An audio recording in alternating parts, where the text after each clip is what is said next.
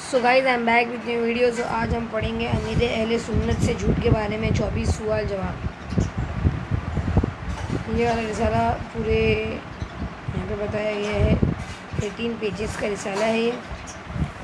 تو ہم کو 2 پارٹ کریں گے ہم اس کے 9 پیجز کے, ایک پہ 9 اور ایک پہ 9. ٹھیک ہے, تو شروع کرتے ہیں. امیر اہل سنت کے بارے میں, امیر اہل سنت سے جھوٹ کے بارے میں 24 سوال جواب. یہاں پہ دعا دی ہوئی ہے. درود شریف کی فضیلت سے شروع کرتے ہیں. درود شریف کی فضیلت. حضرت شیخ ابو بکر شبلی رحمۃ اللہ علیہ ایک روز بغداد معلیٰ کے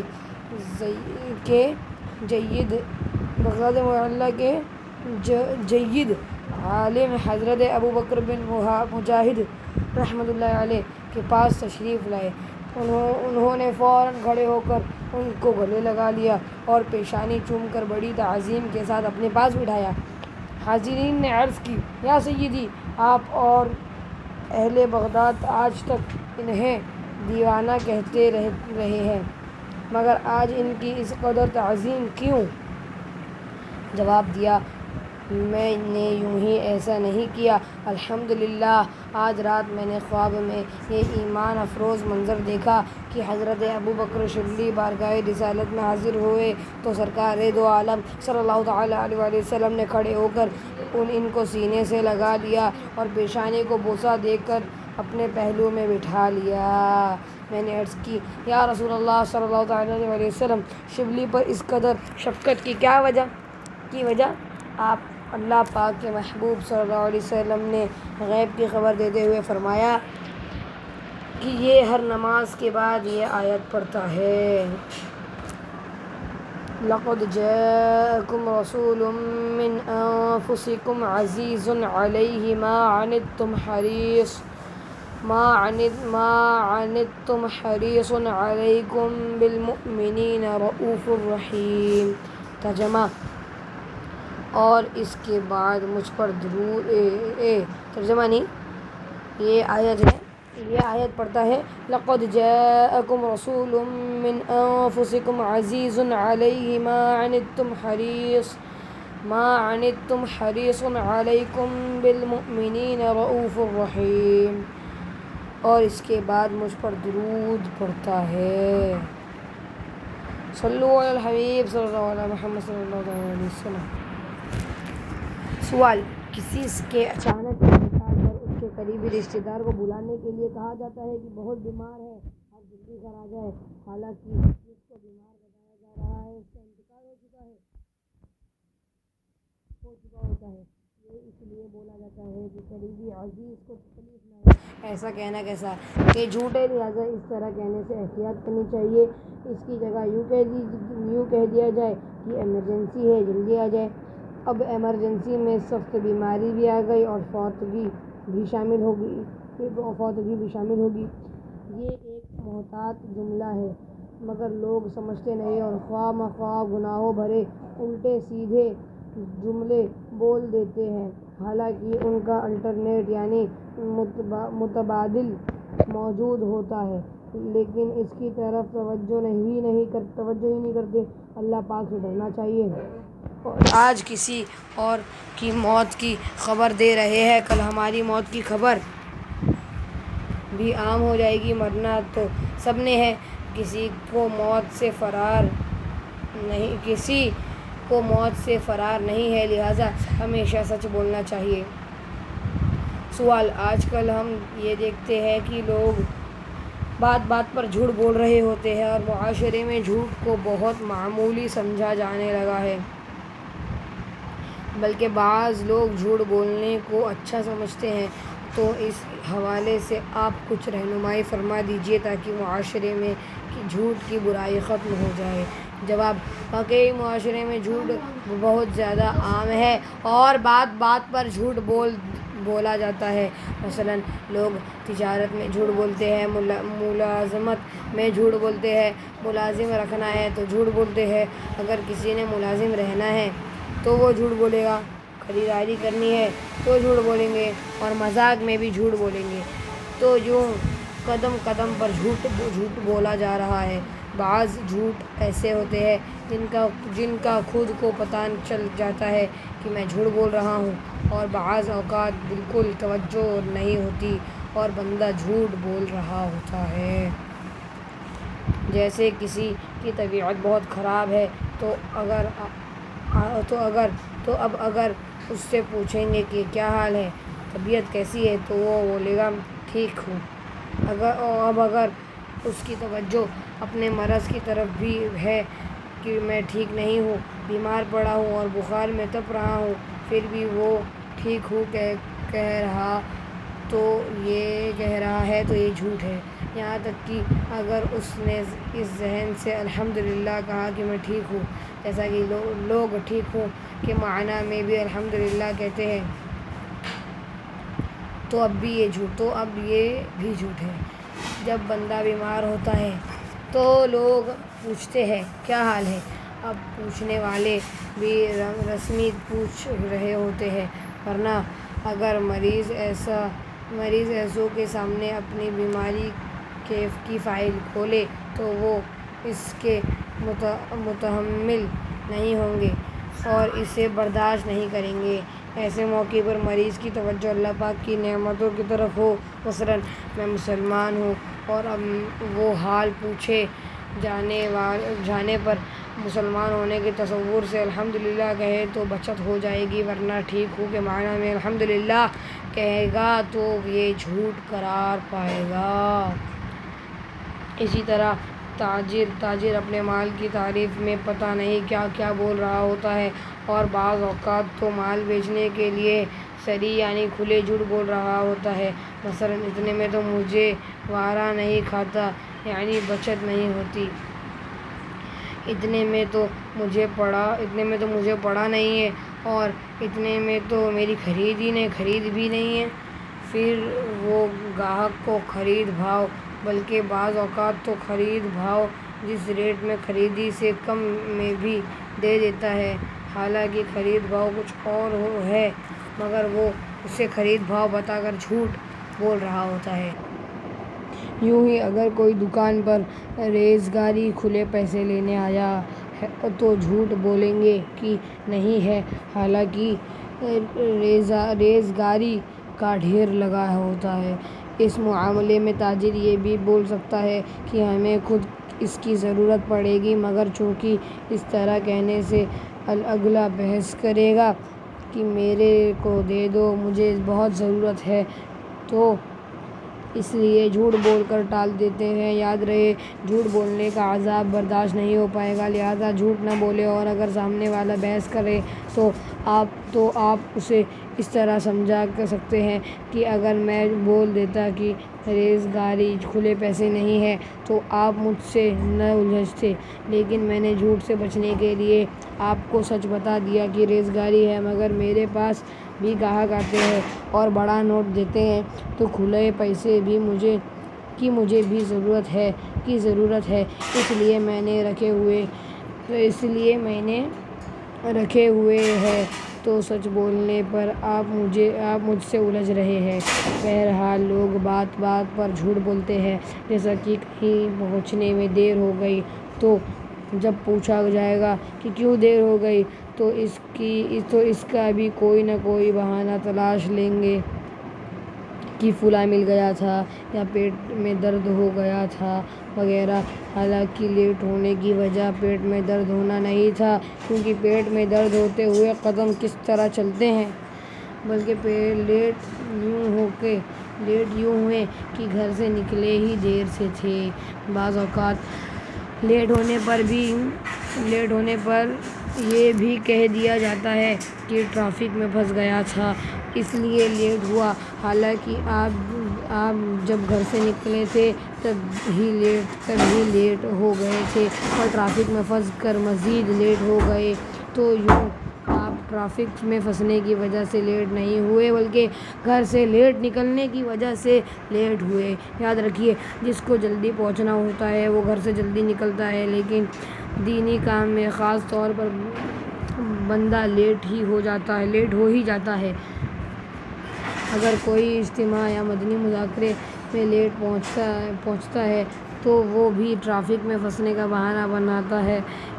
تو یوں بعض اوقات نیک کاموں میں بھی بندہ جھوٹ بول رہا ہوتا ہے۔ اللہ کریم ہمیں جھوٹ سے بچائے اور سچے نبی صلی اللہ تعالیٰ علیہ وسلم کی پیروی کرتے ہوئے ہمیشہ سچ بولنے کی سعادت بخشے، آمین بجاہ خاتم النبیین صلی اللہ تعالیٰ علیہ وسلم۔ سوال: جھوٹ بولنے کے حوالے سے ہمارے معاشرے میں بہت ساری چیزیں رائج ہے اور لوگوں میں ان کا ذکر بھی ہوتا ہے، مثلاً یہاں تو جھوٹ بولنے کی اجازت ہے وغیرہ۔ اس سے معلوم ہوتا ہے کہ جھوٹ ایک بہت وسیع موضوع ہے۔ جس طرح غیبت کے حوالے سے بہت ساری وضاحتیں بیان کی گئی، اسی طرح جھوٹ کے متعلق بھی بھرپور علم ہونا ضروری ہے۔ جیسے آپ فرماتے ہیں کہ میں اس بارے میں فیصلہ نہیں کر پاتا کہ ہمارے یہاں جھوٹ زیادہ ہے یا غیبت۔ جواب: ایسا لگتا ہے کہ جھوٹ زیادہ ہے۔ جھوٹ بولتے ہوئے پتہ ہی نہیں چلتا کہ جھوٹ بول رہے ہیں۔ ایک مرتبہ ہم کسی مریض کو دیکھنے گئے، وہ مریض آزمائش میں لگ رہا تھا۔ ہم نے اس سے ہمدردی کی تو اس کے پاس موجود اس کے عزیز نے کہا کہ ان کو کوئی مسئلہ نہیں ہے، یہ صحیح ہے۔ ان کا یہ جملہ جھوٹ تھا۔ اگر انہیں علم نہیں تھا کہ کیسی طبیعت ہے تو الگ بات ہے، لیکن معلوم ہونے کے باوجود کہنا کہ ٹھیک ہے یہ جھوٹ ہے۔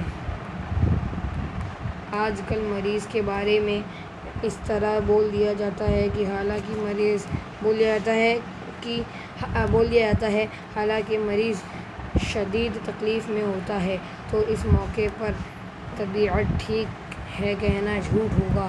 یوں ہی اگر کوئی سخت بات کرنے کے بعد کہے کہ آپ کو میری بات بری تو نہیں لگی، سامنے والا کہتا ہے نہیں کوئی بات بری نہیں لگی، حالانکہ اس کو وہ بات بہت بری لگی ہوتی ہے، اس کی وجہ سے وہ اندر ہی اندر کٹ چکا ہوتا ہے، لیکن جھوٹ بول دیتا ہے کہ کچھ نہیں ہوا۔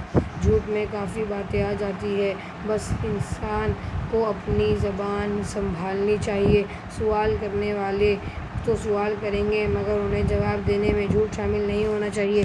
اسی طرح کوئی پریشان ہو اور دوسرا اس سے پوچھے کہ کیا بات ہے، آپ پریشان لگ رہے ہیں، وہ آگے سے انکار کر دے کہ کوئی پریشانی نہیں ہے، تو یہ اس نے جھوٹ بولا۔ پریشانی بتا دینے میں کیا حرج ہے؟ سوال: جھوٹ بولنے اور بہانہ بنانے میں کیا فرق ہے؟ جواب: جھوٹ سچ کا الٹ ہے، جبکہ بہانے بعض اوقات درست بھی ہوتے ہیں اور بعض اوقات غلط بھی۔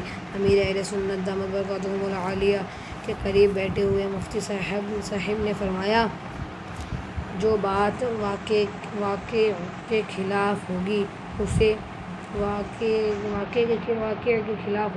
اسے جھوٹ بولا جائے گا، جبکہ بہانوں میں دونوں باتیں ہو سکتی ہیں۔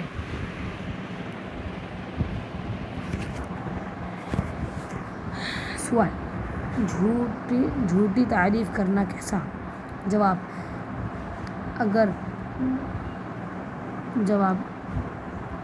اگر مسکا لگانے، خوشامد کے لیے کسی کی تعریف کی کہ آج آپ بہت اچھے لگ رہے ہیں، تو یہ جھوٹ اور گناہ ہے۔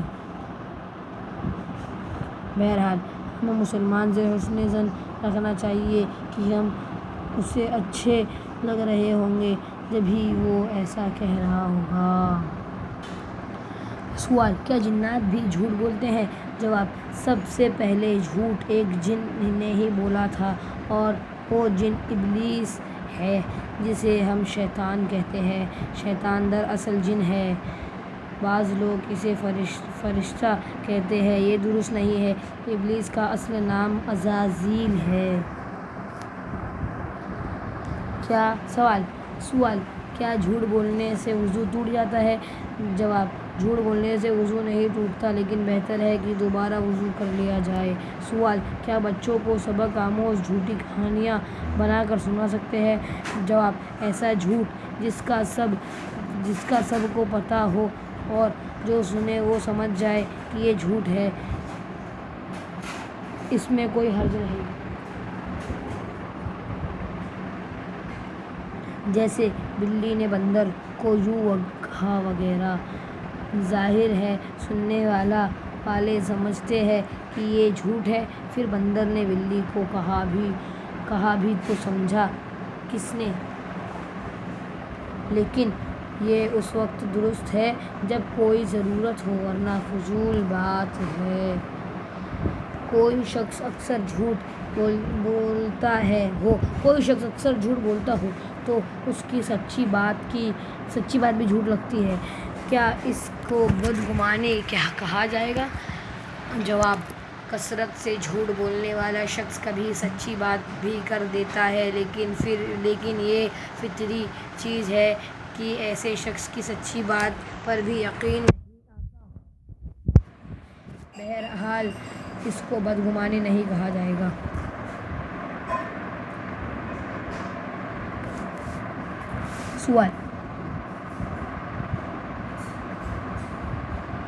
سوال: کوئی کسی سے کہے کہ لوگوں نے آپ کو سلام کہا ہے، حالانکہ ہر فرد نے نہیں کہا ہوتا، تو کیا یہ جھوٹ ہوگا؟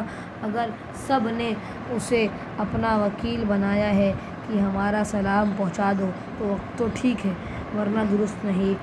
لوگ عموماً مجھے کہتے ہیں کہ ہمارے سب گھر والوں یا گاؤں والوں نے آپ کو سلام کہا ہے۔ اگر واقعی سب نے وکیل بنایا ہو تو حرج نہیں، ورنہ اپنی طرف سے اس طرح نہیں کہنا چاہیے۔ بعض لوگوں نے اس جملے کو اپنا تکیہ کلام، وہ لفظ جو گفتگو میں بار بار بولا جائے اسے تکیہ کلام کہتے ہیں، بنا رکھا ہے۔ اگر میں جھوٹ بولوں تو مرتے وقت مجھے کلمہ نصیب نہ ہو۔ بنا رکھا ہے۔ اگر میں جھوٹ بولوں تو مرتے وقت مجھے کلمہ نصیب نہ ہو، ایسا کہنا کیسا ہے؟ جواب: جملہ تو بہت خطرناک ہے اور بڑی جرأت مندی ہے۔ ایمان کی جیسے کوئی اہمیت ہی نہیں ہے کہ جھوٹ بولوں تو ایمان پر خاتمہ ہی نہ ہو۔ ایسی بات تو کبھی خواب میں بھی نہیں بولنی چاہیے۔ اس کے حکم میں تفصیل سے ایسا جملہ نہ بولا جائے۔ سوال: اگر کسی انسان نے 3 مرتبہ جھوٹی بات پر قرآن پاک اٹھایا تو اس کا کیا گناہ ہے؟ جواب: قرآن کریم کی قسم کھانا قسم ہے، البتہ صرف قرآن کریم اٹھا کر یا اس پر ہاتھ رکھ کر کوئی بات کرنا قسم نہیں۔ فتاویٰ رضویہ جلد 13 صفحہ 574 پر ہے۔ جھوٹی بات پر قرآن مجید کی قسم اٹھانا سخت عظیم گناہ کبیرہ ہے، اور سچی بات پر قرآن عظیم کی قسم کھانے میں حرج نہیں، اور ضرورت ہو تو اٹھا بھی سکتا ہے، مگر یہ قسم کو بہت سخت کرتا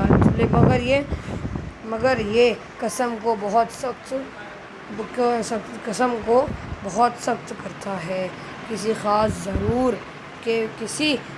ضرور کے بغیر نہیں اٹھانی چاہیے۔